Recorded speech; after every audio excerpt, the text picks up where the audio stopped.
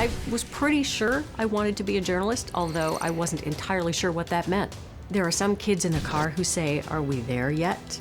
I was the kid who kept saying, "Why is that there? What is that about? How come this?" I was the kid who had 1,000 questions that could never be answered. And so I suppose, I've made it my adult mission to answer questions that I have. And BCIT was my shot. Any possibility that was going to be my career was going to come out of that school. I today work alongside people who have incredible education from all around the world. Most of them have a master's degree in journalism. And I think my diploma from BCIT stands up pretty well. I've known Diana for quite a while.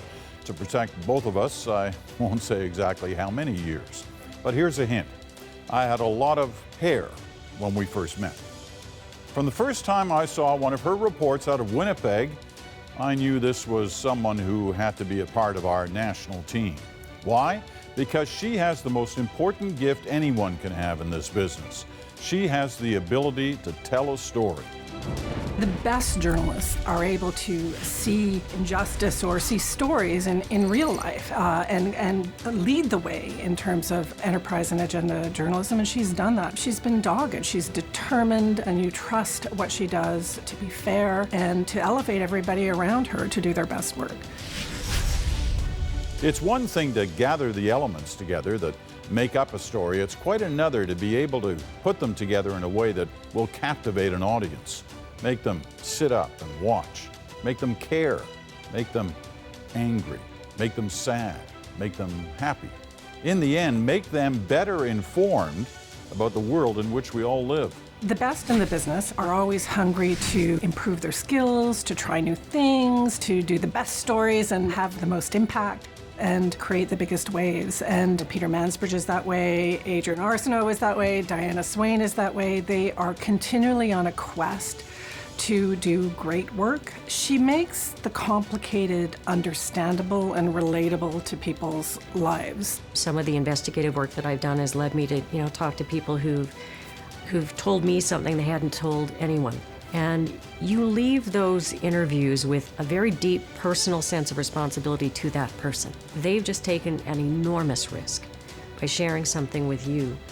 And now it's in your hands to treat it with respect. I find it difficult to describe how deeply I take that responsibility.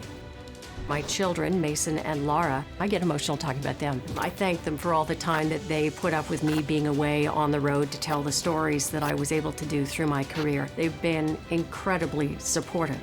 Like every other parent, I'm going to be leaving this world to them, and this country in particular. And so what this place is like to live in, to be a part of, I want them to be as proud of their home, their country, as I've been.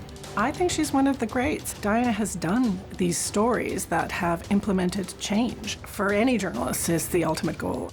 The task of a journalist is to shine a light in dark places, reveal things that people aren't aware of, that we need to know about, in particular so we can fix them. And being a part of things that have gotten better keeps me coming back here every day.